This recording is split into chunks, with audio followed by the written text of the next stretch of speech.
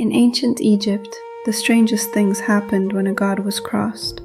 This is the story of a man who crossed the wrong one.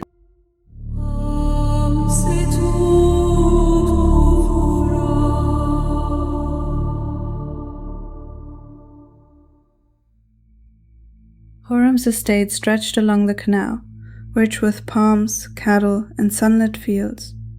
Everything seemed blessed, except the shade his workers dearly lacked. Horem himself lived comfortably, a broad-chested man who loved his rings as much as his harvests. He was not cruel, merely devoted to keeping every coin he earned. His pride was an ornate wooden coffer, decorated with bronze bands and faience tiles. Inside, his gold and silver lay in neat, perfumed stacks. Long ago, the coffer had been empty. Filling it had become his life's mission, shaping every choice he made. One morning, Menon the foreman asked Horem to inspect the western plot. He spoke calmly, but urgency flickered in his voice. The field was scorching, with no shelter for the men digging under a blazing sun. Even the young palms threw no shade at all. Menon suggested a simple awning, cheap to build and vital for the workers' health. The request was modest, just poles, rope, and palm fronds. But Horem refused, muttering that the sun had never killed anyone who was meant to work. Menon bowed silently and returned to the heat. A few days later, the figs from the eastern grove arrived, strangely tinted a deep, uncanny blue. They tasted perfectly fine, but looked like offerings to a moonlit festival. Market buyers recoiled, whispering about curses and omens. Not a single basket sold, no matter how low the price dropped. Horem tried drying them and mixing them into bread, but their skins remained stubbornly indigo. Sweetness was useless when the fruit looked bewitched. He stored them in frustration, muttering that blue was a color for faience, not food. Still, he dismissed it as a one-time disaster. Soon after, a prized cow birthed a calf with a pale blue hide. It was healthy, strong, and completely unsellable. The second calf came out the same, and then a third from a different mother. Even the most stoic herdsmen touched their foreheads and whispered protective prayers. Priests refused the animals for sacrifice, saying their color broke all ritual norms. Buyers avoided them as if they carried desert spirits.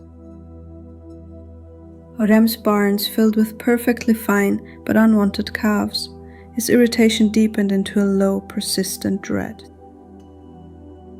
Desperate, Horem shifted to producing date syrup and wine, but the first jar he opened poured out in a shimmering blue stream.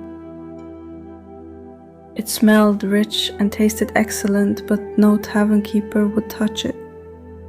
"My customers prefer joy, not nightmares," one said. Jar after jar revealed the same sapphire glow. His storehouse looked like it held fragments of the evening sky.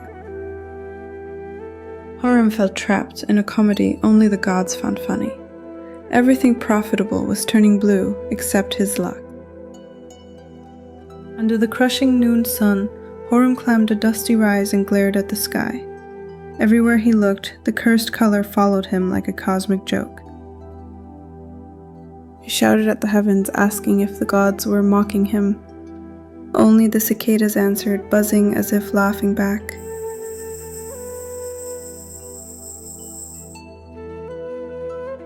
At his table that evening, Horem muttered half prayers and half complaints into 2 cups of warm beer. The room felt thick with heat and frustration. Then a tiny blue-skinned figure popped into existence between the cups and cheerfully said, "Yes, you called me?" Bess cracked his knuckles and pointed at a cat stalking him from the shadows. "And you, kitty, don't look at me as if I were your lunch," he scolded. "Beside, I'm friends with your mistress. I curl her whiskers every week." The cat froze, hissed indignantly, and bolted out of sight. The god dusted off his hands with theatrical pride, as though dealing with felines were part of his regular divine duties. He leaned back and grinned widely. Some workers are more devout than others, and some wear the amulet of an excellent deity, a blue deity. Bess hopped toward a pile of gold, placing a hand on a coin half his size. He warned, "If you don't give your workers proper shade today, the next thing that turns blue will be this." And in his tiny palms, the gold began flashing bright blue before he vanished in a swirl of fig-scented mischief. Panicking, Horim ran through his estate, shouting for poles, ropes, palm fronds, anything that could create shade before his gold turned blue. Workers stared in disbelief as their tight-fisted master fetched tools himself. He hammered, tied and wove with desperate determination, muttering, shade today," under his breath. Even he admitted aloud that it was going to be beautiful, and that his workers would surely like and subscribe. By sundown, a handsome awning stood proudly over the western plot, casting generous shade at last. The workers rested beneath it with grateful murmurs carried by the cooling breeze. And in the days that followed, something unexpected happened. The blue figs sold out instantly, the blue calves became prized curiosities, and the blue syrup turned into a festival favorite. A color that once cursed his fortune now attracted crowds from neighboring villages. They all liked and subscribed. Menon, the loyal foreman, continued his work under the new shade, his pale blue Bess amulet catching the light as he lifted tools. The fields felt lighter now, as if the air itself approved of the change. Horim reclined peacefully beneath one of his many new awnings, chest rising and falling in slow contentment. A brand new blue amulet of Bess rested proudly against his skin.